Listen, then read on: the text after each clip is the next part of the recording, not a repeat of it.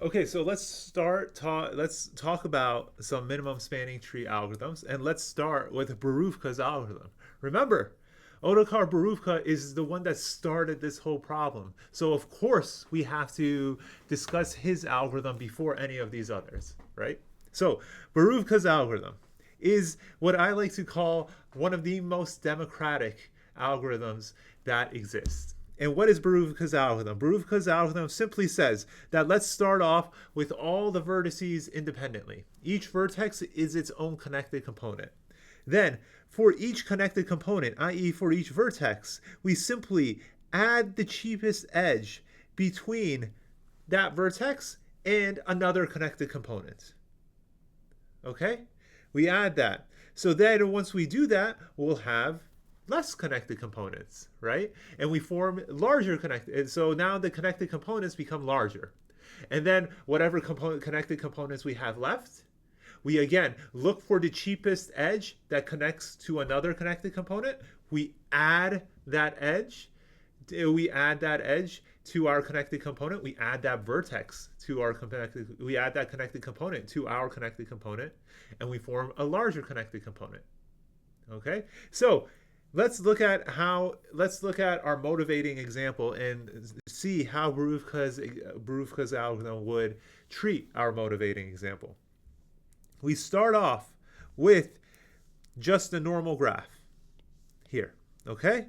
And each of these is its own connected components.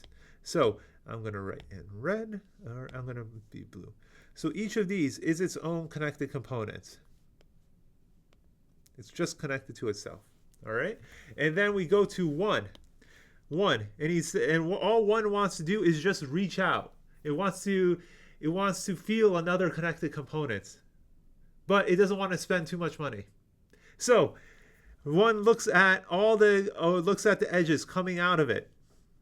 It has edge 23, 1, and 20. And it says, okay, I'll take edge 1. I'll pay 1 in order to be with my connected component brother. So it chooses edge 1.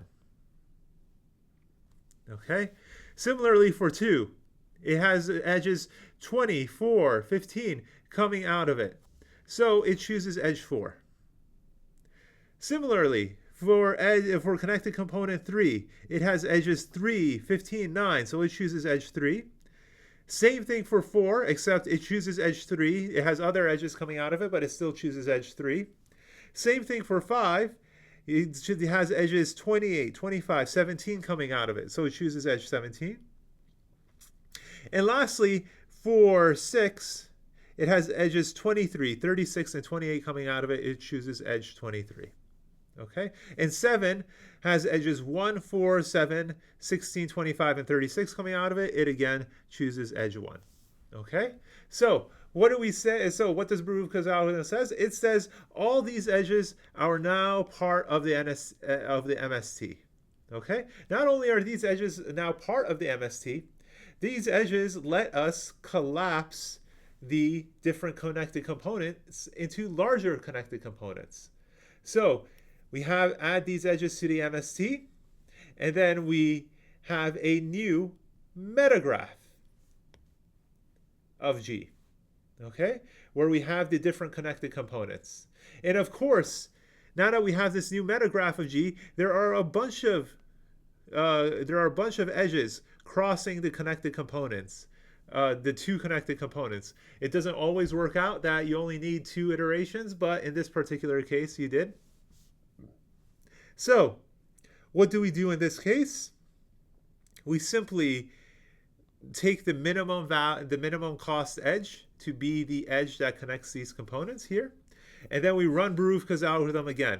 You just select the edge that is of minimum value. So we just select 9. That's the only edge that's of minimum value. We say that this edge is now part of the MST, and we collapse the components together. So we go back to the larger size, and we say this edge 9 is now part of the MST. And now we have only a single connected component. Okay? And coincidentally, we have our minimum spanning tree. Okay? So Boruvka's algorithm is very simple. His algorithm simply thinks, okay, we gotta the vertices have to work together, have work together to find paths of minimum resistance to each other.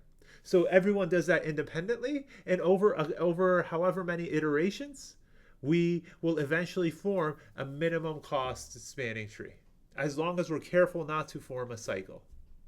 Okay, so this is the Boruvka's algorithm. So the question is, how fast is it?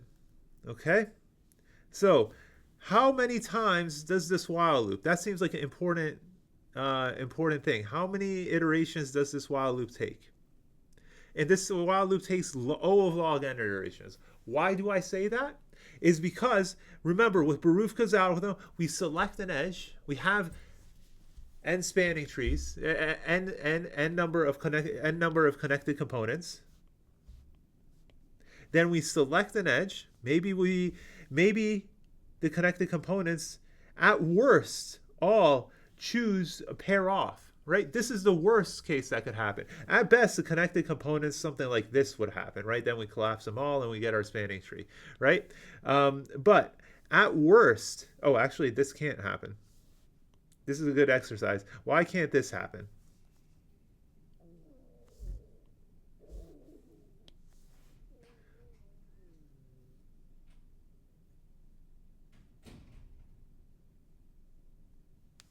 Why can't this happen?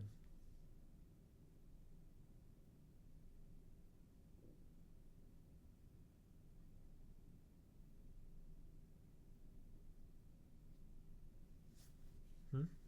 It's because we already knew that this edge is less cost than any of the other edges here.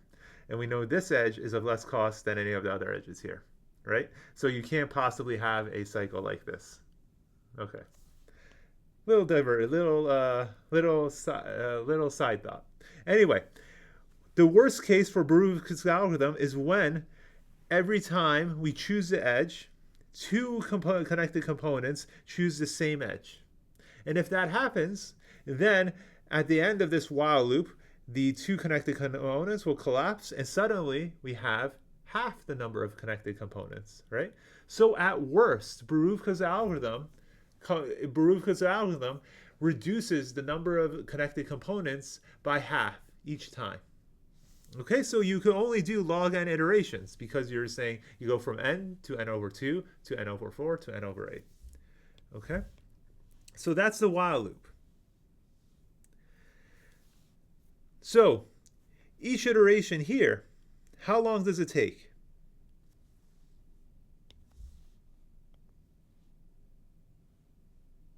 How long does this iteration take? And it says for each connected components, we add x to the cheapest edge between S and VS, and we add the edges x to t.